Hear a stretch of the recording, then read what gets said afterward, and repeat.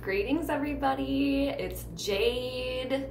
I'm back. And the Vikings are almost back, coming off of a bye week, which always feels so long and even longer because the Vikings don't play until tomorrow because it's currently Sunday morning here in Minnesota. Anyway, so the Vikings are at the Seattle Seahawks tomorrow night. Another primetime one for the purple. I hope everybody's doing really great. I hope you had a great holiday.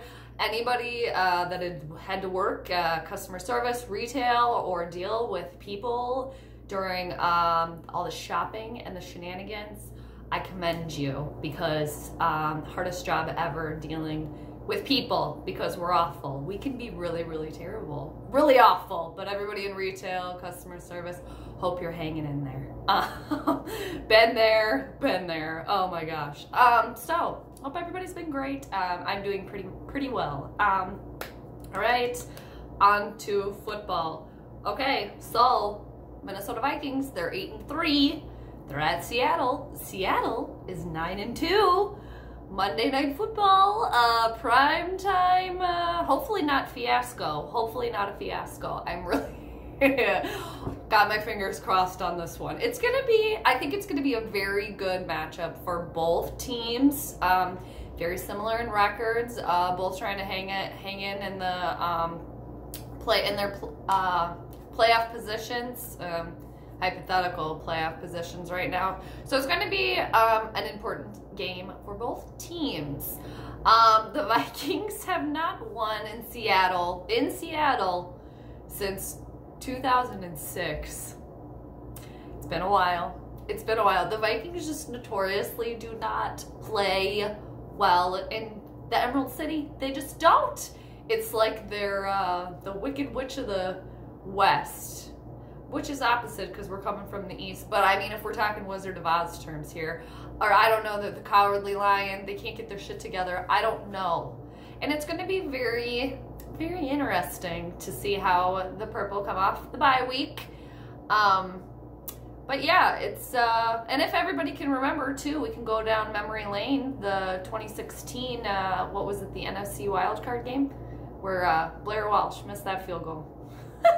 That wasn't in Seattle, but that was at TCF Bank Stadium, I think, wasn't it? Yeah, and what just happened there yesterday? Fiasco. Gophers, blow it. Typical Minnesota sports, the way that it would normally play out for a Minnesota team. They're not on the professional level, but they were on the professional spotlight yesterday when College Game Day was here. But I digress. Sorry about the Gopher loss.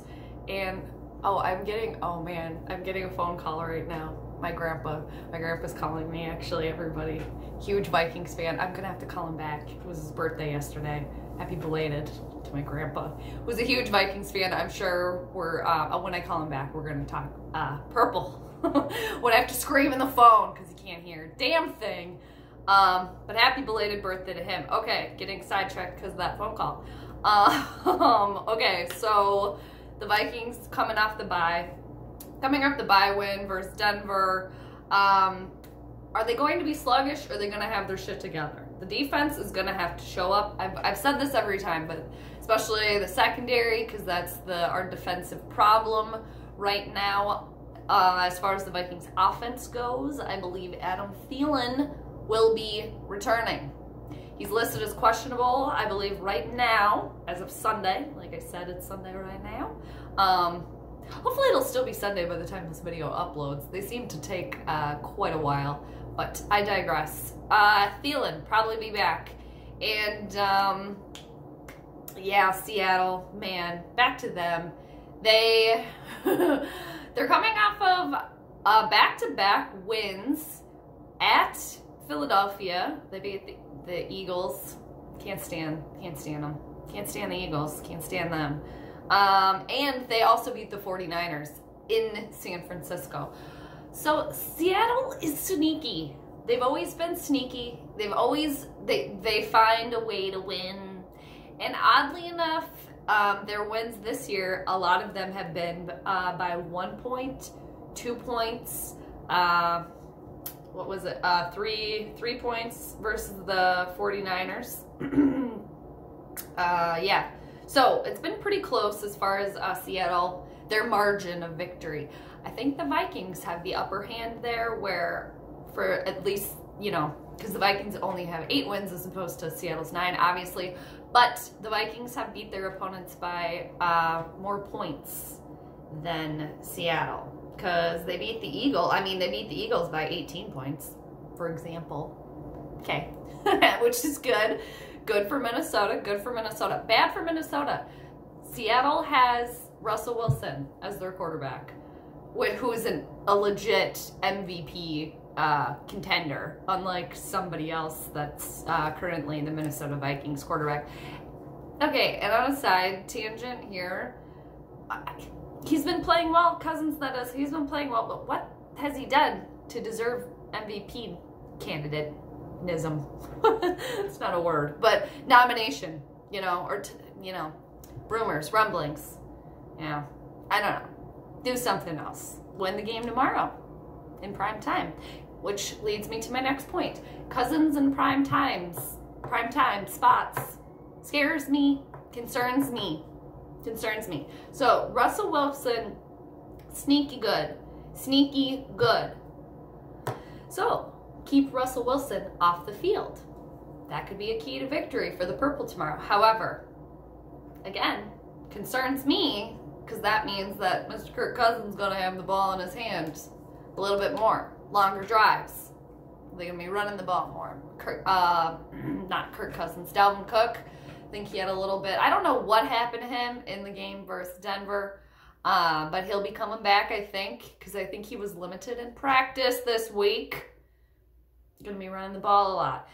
Again, it just makes me nervous when Cousins has the ball. Still makes me nervous. Even though the offense has been playing very, very well, still makes me nervous. Pete Carroll, also undefeated against the Vikings. 5-0 since he became the Seahawks coach, I believe, in 2010. They always find a way to win. Damn it. Seattle. That is. Seattle. And the Vikings should be well rested. They should be, obviously, extra time, you know. Is the holiday going to funk up things? You know, did you get a little sluggish around the holidays now? It's only a couple days later. You have too much turkey. Is the tryptophan still hitting you? I hope not. I feel better about the Vikings getting a victory in the Emerald City tomorrow night as opposed to years in the past. Because in years past, I would have just been like, nope, absolutely not. No way in hell they're getting a win there. No way in hell. I feel like there's a slight chance tomorrow. I feel like there's a slight chance, and I think we're going to be able to tell early on if it's going to be competitive. It's going to be hard. I mean, Seattle's lost a couple at home, I think, this year. A couple. They've only lost 2. I think they're vulnerable at home. I mean, that's not to say they're unbeatable, but they've only lost 2 games. I don't want to waste time and go through that and go look again. But I want to pick the Vikings to win. I want to do it. I want to drink the purple positivity Kool-Aid, the purple punch. But I can't do it. I can't do it.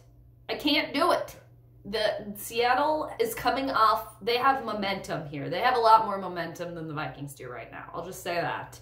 Coming off those 2 big wins for them. No bye week. Of course, they had the holiday too. I'm sure everybody ate, you know, ate double their body weight, you know, in a matter of like 6 hours, like everyone does. We all love it. Then we're miserable later. But is it going to be a close score? Is it going to come down to some more field goals? Anything could happen. Anything could happen. I'm not picking the Vikings to win. Also because I feel like when I pick them to lose, they normally win. Or they have been. So, reverse psychology of the universe there, which I just said aloud, but whatever. It's going to be tough, though. It's going to be tough. Spotlight on the Vikings. Extra pressure in Seattle. Extra pressure against Russell Wilson, MVP candidate. Extra pressure. You know, not that anybody cares either, and not that it matters because both of my fantasy teams are tanking, but I have Russell Wilson on one of them and Tyler Lockett on the other. Ooh, scary. It's just like Russell Wilson can play. He can run and throw the ball. He can run, allow himself more time, and he likes to throw the deep ball. Could be dangerous. I don't think Seattle's offensive line is very good, though. So the Vikings could capitalize on that, the defense. I'm sure Zimmer will have some special defensive strategy up his sleeve. I would love him to just show up. Because the Vikings defense often, you know, it seems like, I don't know if Zimmer doesn't have them well prepared, where they show up and they're snoozing for a quarter or two. Takes them a while to get into it. But I'm hoping that the Vikings can, because it's felt like so long since they've played. I mean, it always does during the bye. But hopefully, you know, all the Vikings players are just itching to get back out there. You know, they've been watching other teams play. They've been, you know, itching to get back. That's what we want. Go in there wanting to be back, to be playing. And then you might have a chance at winning. Cousins, hang on to the ball, buddy boy. Protect that ball, cradle it. I'm still not picking the Vikings to win. I'm not doing it. I'm going to pick that Seattle is going to win this one. I didn't even think about it. Not that it matters because my scores are never really that accurate anyway. This is going to be an offensive point shootout here. Let's say Seattle's going to get 24. And let's say the Vikings 17. That's what I'm going to go with. 24-17, Vikings with an L tomorrow night. I hope I'm wrong. I feel like I say that a lot, but prove me wrong. Damn it. Go in there and get the purple primetime victory. Because that would be great. Very unlikely for this team, but that would be wonderful. Wouldn't it? Nice little way to enter December. So, crossing my fingers that I'm wrong, but a little while to wait, everybody. Like, yeah, like a day. So we're almost there. Hang in there. Hope everybody has a great rest of your Sunday. And if you're in Minnesota here, the snow's here, everybody. So drive safely, be safe, and everybody have a great one. And I'll check you later.